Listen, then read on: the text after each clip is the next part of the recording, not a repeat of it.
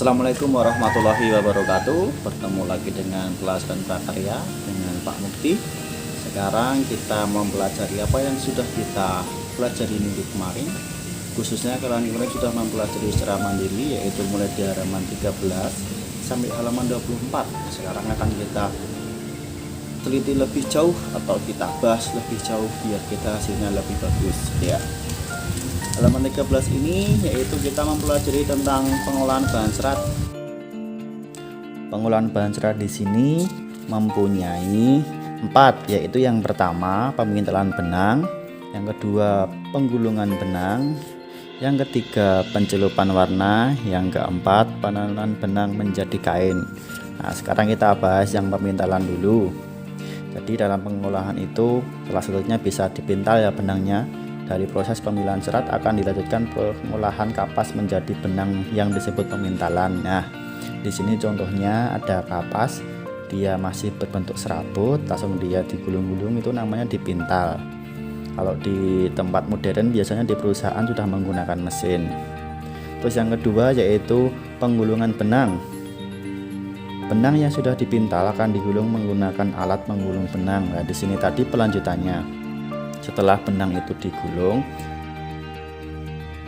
setelah benang tadi dipintal, selanjutnya digulung. Benang yang sudah digulung ini adalah hasil dari proses pemintalan benang tadi. Di sini ada gambar dia menggulung benang semintalan. Di sini juga masih menggunakan alat sederhana. Terus lanjut di halaman ke-14. Di sini pencelupan warna. Pencelupan warna itu benangnya itu dicelupkan untuk memperoleh warna yang kuat. Selanjutnya benang dikeringkan. Jadi saat tadi dipintal sudah menjadi seperti tali kecil, terus digulung. Setelah digulung-gulung itu langsung diberikan warna, yaitu dicelupkan. Nanti bisa lihat di gambar ini, dia proses mewarnai benang ya, dia sudah digulung-gulung ya, bisa kayak menjadi memanjang ini, nanti selanjutnya dikeringkan. Terus setelah tadi melalui 3 proses tahapan, yang keempat yaitu penanunan benang menjadi kain. Setelah kering, benang dapat ditindaklanjuti dengan proses penanunan menjadi kain. Jadi setelah tadi itu dipintal, terus digulung, lalu dicelup warna, dia menjadi siap untuk menjadi bahan baku utama kain. Dia langsung ditenun, nanti bisa menjadi lembar-lembaran kain. Mungkin kalau kalian bisa menemui itu di pasar-pasar ada yang lembar-lembaran kain yang hasil tenunan lah. Itu kalau yang dari alami ya, dia dari kapas itu warnanya terus teksturnya itu bagus, dia dari proses tradisional. Kalau dari mesin biasanya lebih rapi, tetapi bahannya belum tentu dari bahan alami, bisa dari bahan buatan atau campuran. Terus yang D, yang halaman 14 yang bawah ini, proses produksi kerajinan bahan serat. Jadi setelah tadi kalian sudah mengetahui pengolahannya, sekarang kita lanjut ke proses produksinya. Yang pertama itu ada menenun. Menenun ini dapat digunakan untuk membuat produk kerajinan tapestri. Menenun menggunakan alat spanram atau bingkai yang direntangkan benang-benang lungsi sebagai jalur jalannya benang tenunan atau pakan. Jadi tadi setelah kalian mengetahui proses-prosesnya itu bisa ditenun. Di sini menggunakan prosesnya namanya tapestri.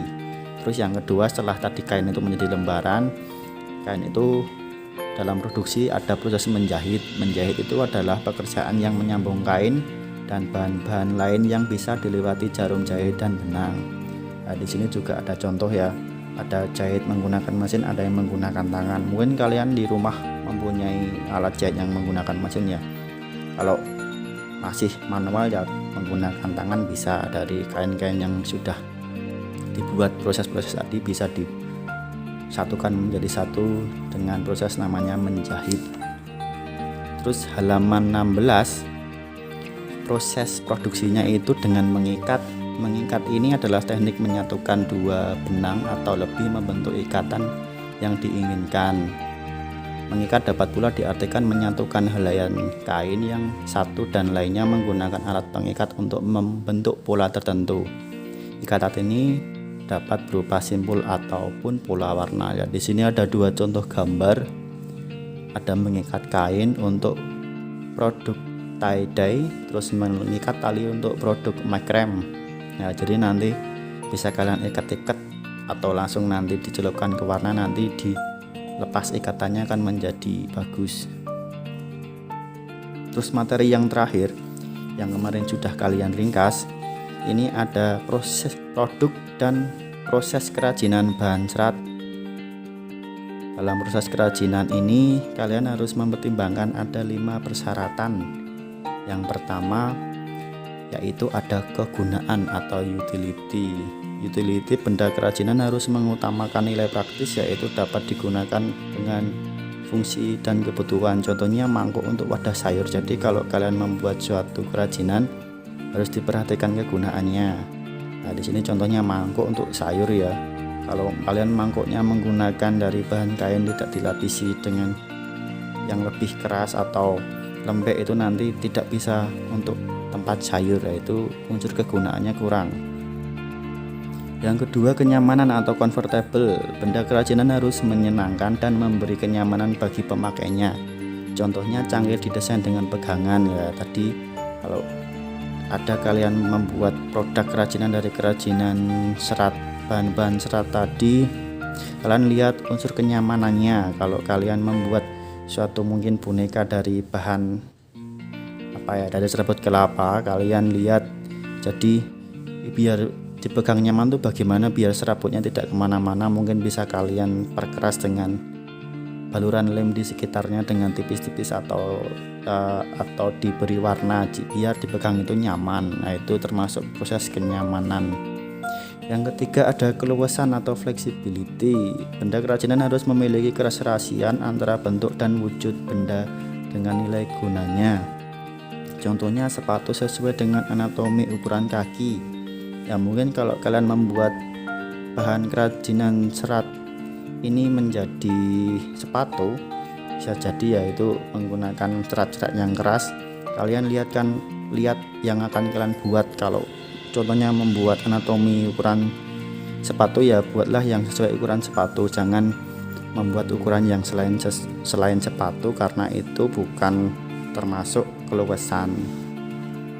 Terus yang keempat ada keamanan atau safety. Benda kerajinan tidak boleh membahayakan pemakainya. Contohnya piring dari serat kelapa harus mempertimbangkan komposisi zat pelapis atau warna yang dipakai agar tidak berbahaya jika digunakan. Nah, jadi kalau kalian membuat suatu kerajinan dari bahan serat terus keamanannya itu tidak mengutamakan atau kalian abaikan menggunakan pewarna buatan, padahal itu buat makanan sehari-hari, itu berbahaya.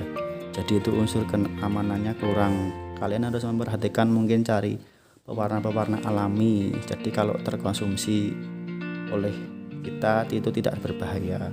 Terus yang kelima terakhir yaitu keindahan atau estetik. Benda yang indah mempunyai daya tarik lebih dibanding benda yang biasa-biasa saja.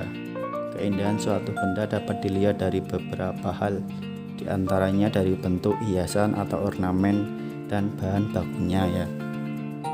Dari kalian untuk merancang itu ada 5 tadi. Yang kelima ini biasanya sangat diutamakan ya, karena itu unsur keindahan. Meskipun unsur-unsur yang lain itu berguna, tapi kalau orang memandang pertama kali itu yang pertama lihat adalah fisiknya atau keindahannya. Kalau sudah indah biasanya itu akan menarik orang lain untuk melihat atau mendekati atau bahkan nanti bisa membeli produk dari kalian. Ya, materinya di situ ya. Terus untuk tugas hari ini kita buka di halaman 31, tugas 6. Ini lanjutan dari tugas yang kemarin. Kalau kemarin kalian sudah mengerjakan tugas mengamati dari lingkungan sekitar, sekarang adalah meneliti.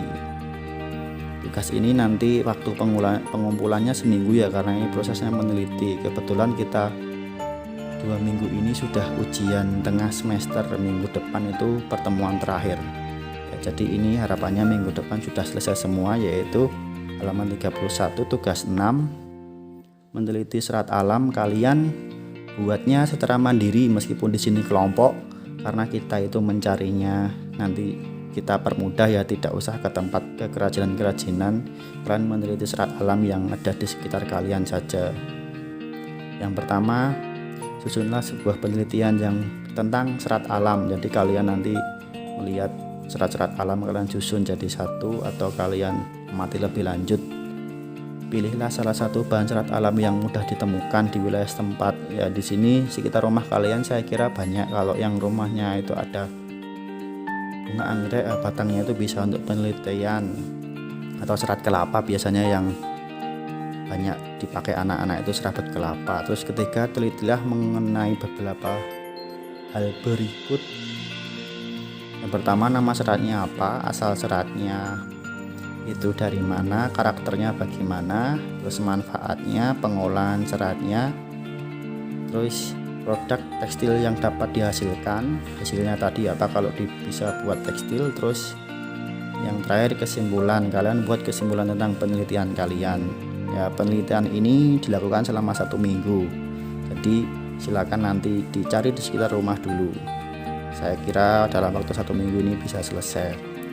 Terus yang kelima, tempelkan semua temuan yang ada bahan aslinya, bukan gambar ya. Jadi kalian temukan itu nanti kalian bisa tempelkan di kertas, atau bisa langsung kalian foto juga bisa. Terus nanti dikumpulkannya lewat apa ya, hasil fotonya tadi kalian nanti foto, langsung file fotonya dikumpulkan beserta dengan penjelasan dari tugas 6 ini. Nanti Pak Munti sediakan link untuk pengumpulan tugas ini. Linknya ada di bagian bawah video ini ya, ada di kolom deskripsi. Di situ nanti ada link kumpul tugas prakarya ya. Saya kira cukup seperti itu. Nanti kalau ada pertanyaan silakan bertanya via Japri boleh. Terus jangan lupa yang terakhir, untuk absensinya silakan untuk mengisi di kolom komentar di bawah. Jadi absensinya tidak perlu pakai link, kita permudah. Isilah di kolom komentar presensi, nama dan kelas. Nanti untuk link tugasnya ada di kolom deskripsi ya. Kamu dikira itu cukup, kita akhiri dulu. Wassalamualaikum warahmatullahi wabarakatuh.